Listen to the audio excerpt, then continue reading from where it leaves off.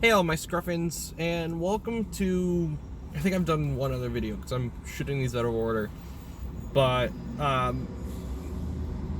the time this probably comes out, Skillet September will be starting or be over. I don't know yet because I'm still trying to figure it out. I got a couple months to figure it out, but you know what the heck.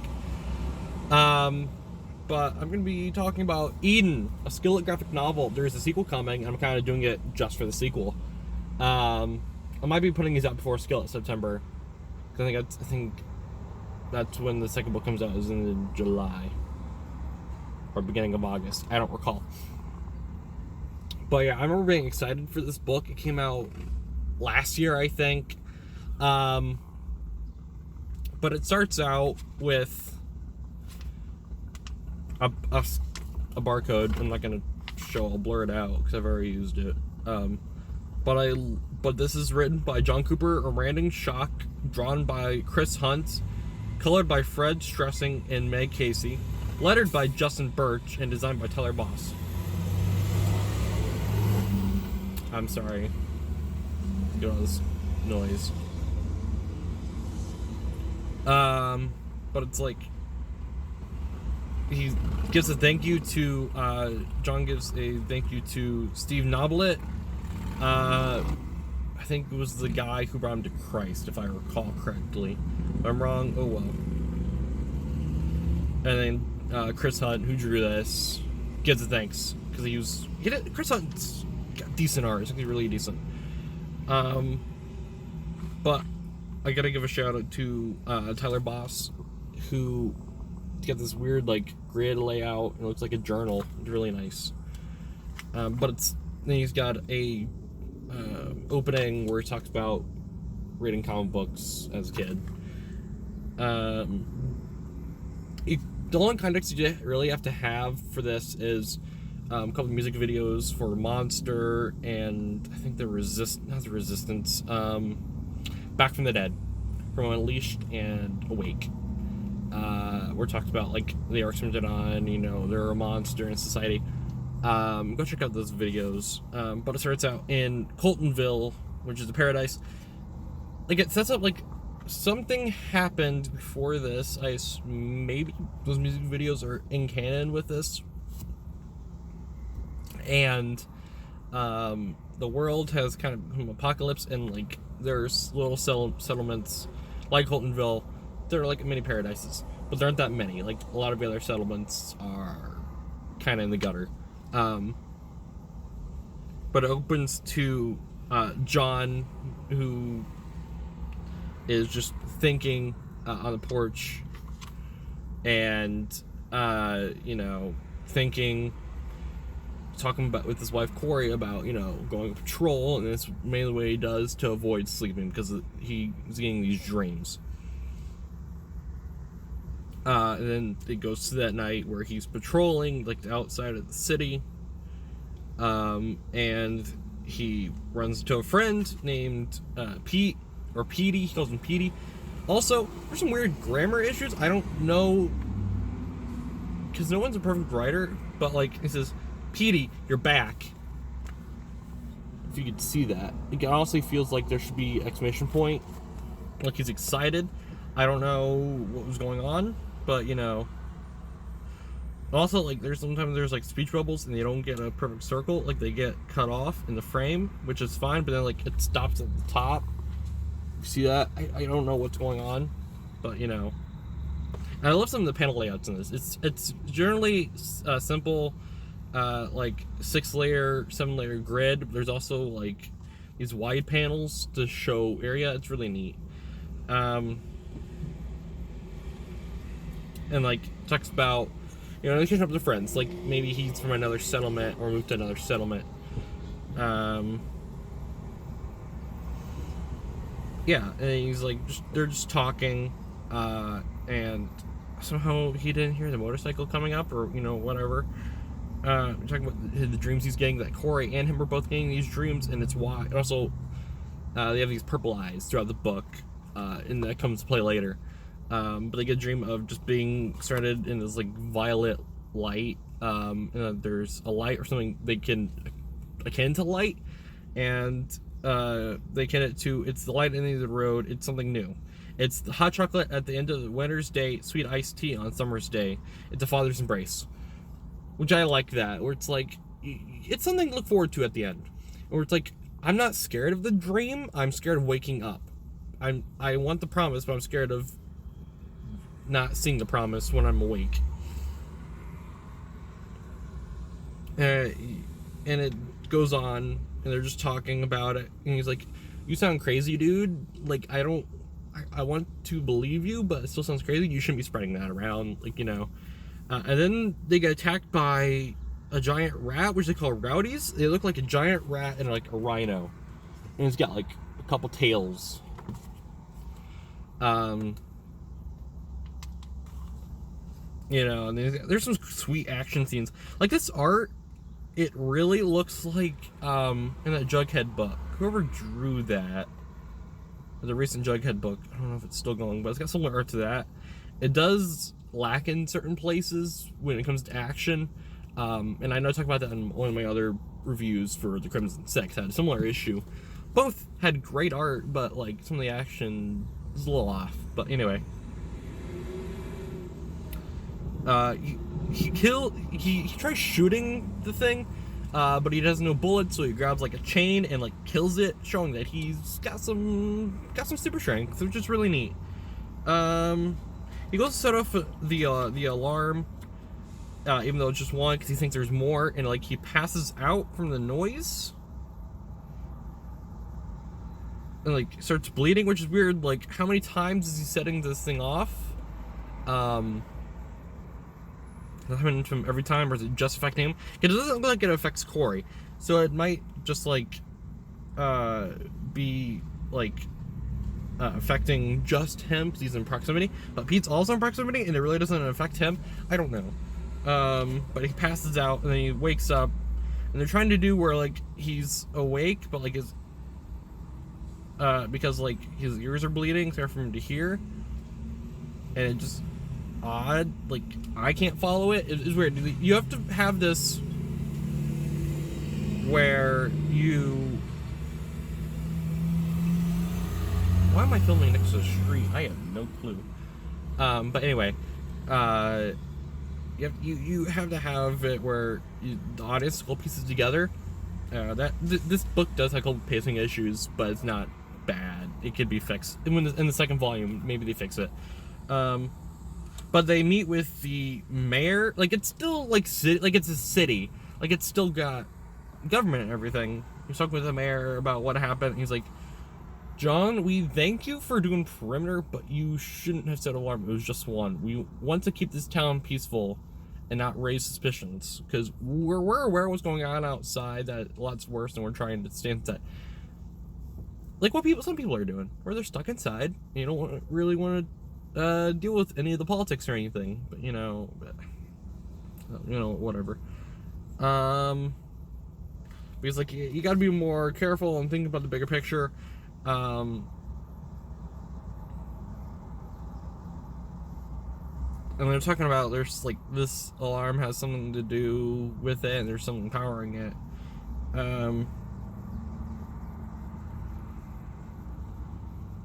I'm talking about like other civilizations are affected worse by these rowdies. Like, there's a lot of them. They don't explain where the rowdies come from. They're just here. And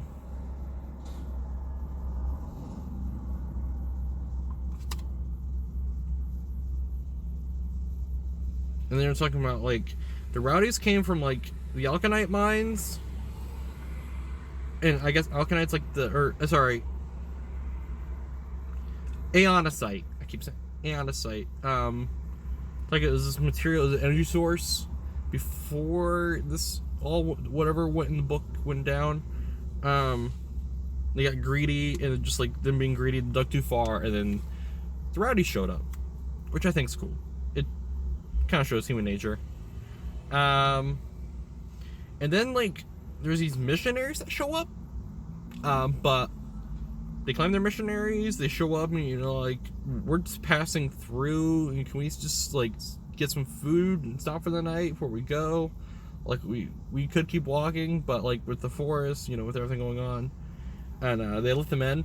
You know, like, kind of, like, if you look at them, I can't show a picture now, but like then it cuts back to which they should have swapped these.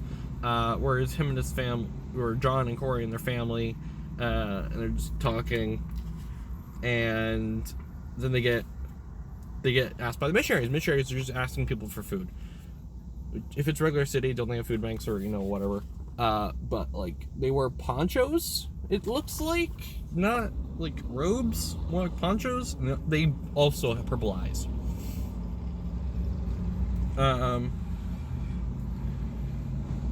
You know, like, you guys think, they're like, oh, we need some food, like a little bit just for a couple days journey. And then they realize that John Corey also has purple eyes. And he's like, oh, you're the chosen one. Like, this book has an odd way of showing religion. That there's the missionaries, which are cultish, and then you have like John Corey and some of the other people. Like how that works, it's kind of neat. They're kind of like not buying into it. We're like, you know, we're just different, but we're not chosen. We want nothing to do with you. Like, you seem off. And the main guy introduced himself saying that he's Harry Trench from the Lilac Lodge. Lilac's purple, or type of purple. And he's like, oh, you've been seeing the dream with the door. And they're like, John's like really concerned. He's like, okay, something's off with you, but like you're also like me, so I need to figure this out. And like keep saying that they're destined to find each other, and then you know, they're just arguing, and then there's John Corey talking about it, and like the Lilac Lodge is like around their house.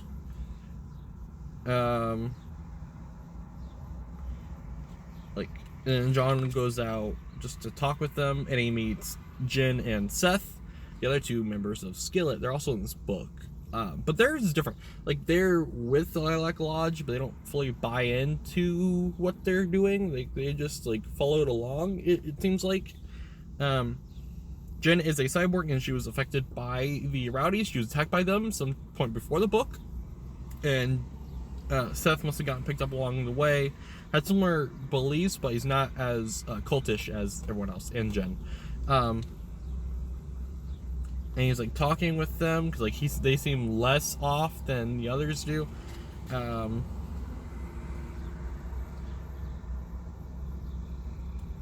then just like they're just talking, saying they keep finding rowdies, and they talk about Jen, where they were in a circus, and someone had captured a rowdy, and she was attacked, and that there's like a poison in the rowdy's saliva, and she's slowly breaking down. So why she keeps replacing herself with robot parts to survive. Then it's like that Harry really wants John and Corey to be with them, and it's like really creepy. Like he's basically, Harry looks like he's a televangelist. I think that's what they were going for. But then they look at the tower, and they knew something's up with this tower because they probably heard the noise as well. Then it cuts to John and the mayor, where they are talking about the cult members, like who'd let them in. He's like, oh, it was this guy, and he was like, okay, no one told me, you know, blah blah blah. You know, like, you know, we should probably take their guns just for safety, because these guys are missionaries because they're armed immediately. And he tries to do it peacefully, be like, listen, we feel more comfortable, like we don't mind if you're here, but you need to give us your weapons till tomorrow when you leave. Just feel more comfortable. I'm just doing my job as the mayor, which he's really neat, and I'm glad he's not like over aggressive. They're like, okay, fine, we'll do what you say. And then John is asleep that night, and he's having dreams of the door, but now that something's opening the door and grabbing at him, like it changes, and he's haunted by it. And as he's talking about it, it cuts back to Harry and some of the others, and they are walking the tower, and Jen or Seth are watching them. And they take the on-site, or however the heck you say it, out, and basically lowered their defenses. Purposely or accidental, they lowered their defenses. And that's when, like, Jen and Seth kind of wake up. They're like, okay, no, you are bad. Like, we should have gone with you. And due to Harry's actions, they let the rowdies in. The rowdies get in. And somehow, I think they say Harry's a cyborg as well, but somehow he stops the rowdy. Like, he doesn't attack him, just walks off. And then Corey gets drawn back to sleep, but then sees a rowdy climbing the tower, and then a bunch of rowdies are let in. And I like this screen where it shows some people fighting off the rowdies. It shows them getting fired, and then black, and then the rowdies are attacking, and people are dying. And John goes out there just with an axe to protect people. He saves an old lady. And then they find a man named Bruce has died, and several others, and they fend off. And by the end of the day, they have burned the rowdy bodies that they have killed, and they have buried the 5 people that have died. And you get like them getting buried, and you're like, okay, something's up with these missionaries. They took our defenses. Because of that, it can also kind of part of the city as well, and we only have maybe a couple weeks. And they kind of blame John and Corey because they are similar to the missionaries. They think it's their fault, which is weird because it seems like John and Corey have been in this town for like years, at least before their kids were born.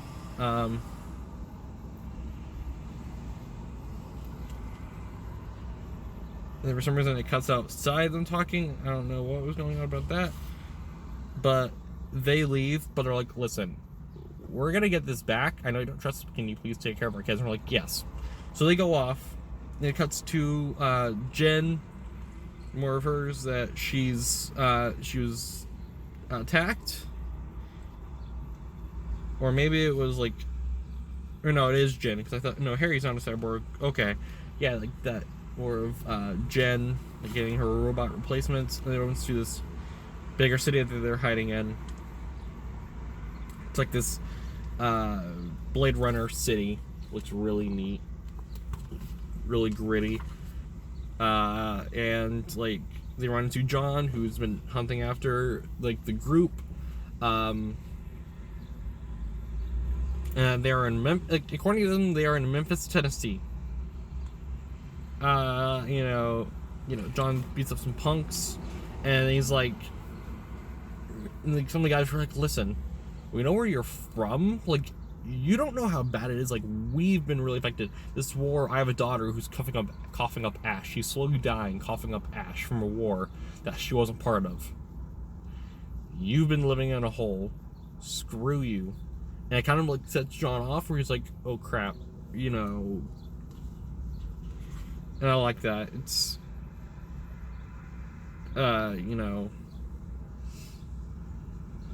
it's like, we prayed, doctors couldn't do anything. And you don't get to come in here and be like, oh, yeah, everything's fine. Then Jen saves Corey and John. They have a fist fight because they still don't quite trust them. But like, you know what? We didn't know what they were fully doing. We're sorry. Then the others find that the missionaries found that Jen and Seth had left. And they talk and they like reconcile, like they gotta get that stuff back.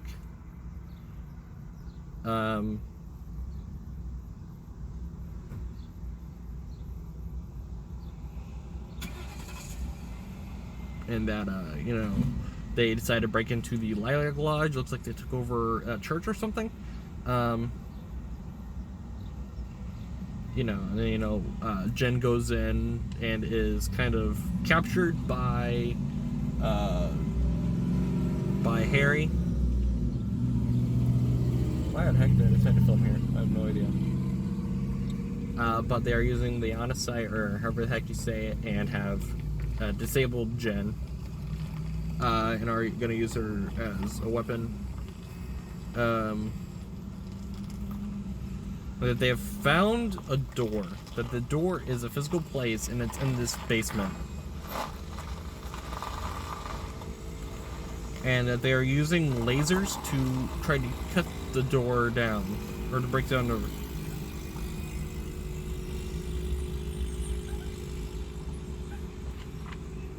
And that this door is actually a janitor's closet, which is like a servant door, you know, I don't know. You know, like they're saying, because of the Coopers, now we can open the door. Like they are the chosen ones.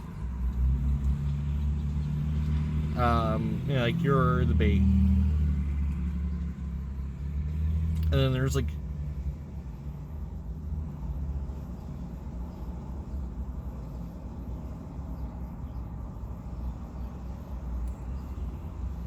And there's like an odd joke about Tammy Wynette, which is like a country singer. I don't know what the joke was, but you know, whatever. Like, I guess like Seth was calling Corey Tammy Wynette or something. I don't know. They get inside. They beat up some of the missionaries. You know, Harry takes out one of his guys to get at Seth. And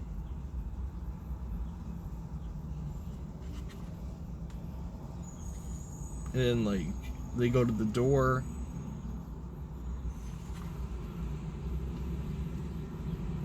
Then they go through the door with Harry.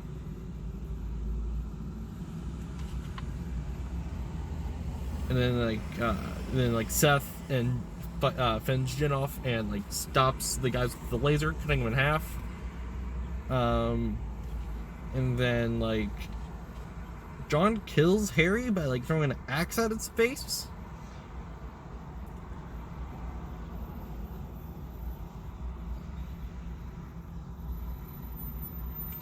And that, like, Jen is dying in the fight because they damaged her power core, and that John has plugged in the Onisite to save her. And they find out that because of the tampering or something, the door is closing. And that Jen then fights them off in this cool panel, you know, upward with just 4 panels, long ways up the stairs, takes them all out. Then they like, I like how they said, like, the door is a promise, but it also comes in other ways that we should be focusing on the future, but focusing on what's happening now and building that future here. I like that. And it just has them walking out, going back to Coltonville. It seems like the rowdies have killed mostly everyone except for the kids, maybe a couple others. And that John can, like, talk to the rowdies, but like, or maybe like they're afraid of him, like what Harry did earlier in the book. And that, what the heck, that the purple door was nothing, and that the paradise we're focusing on is something that we should build now. And I like that, and that's how it ends. I think the next book this month is a time jump, I think, where it's now their kids dealing in the aftermath, which is interesting. Maybe the second book won't be focused on John and Corey, and it'll be focused more on Jen and Seth. Because it's a time jump, I'm actually really excited. It's enjoyable, the art is decent. I enjoy the message of that one day we will be, because there was a song that's also accompanied with this, link to the song in the description, but it's basically a message of one day we will be with God, but we should focus on building our treasure up in heaven, and, you know, giving his message to others here, and not be really focusing on, like, focus on the future, but not, like, just dwelling on it. and I like it. And I like it's post-apocalyptic. I can't wait for the second book, and I don't remember when I'm going to be putting this out, but I hope you guys will enjoy it. If SKILLET September hasn't started, oh well. I think I have a teaser coming out in August, like the 1st of August or whatever. But you know, if you guys like it, like, comment, subscribe, and I will see you all later. Say beard is faithful. Peace.